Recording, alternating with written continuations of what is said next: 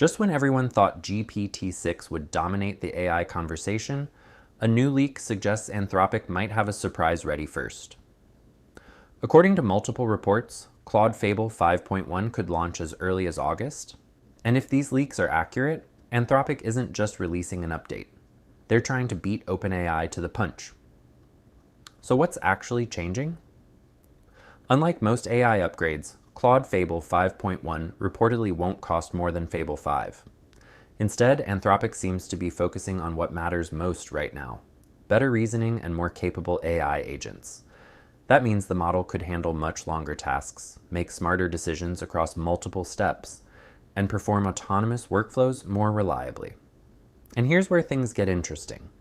Several leaks suggest Anthropic wants to launch Fable 5.1 very close to GPT-6, possibly even before it.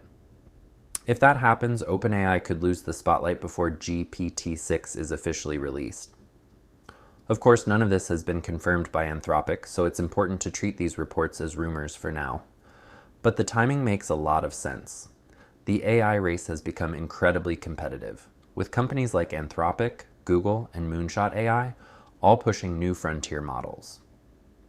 Releasing first isn't just about performance anymore, it's about controlling the conversation.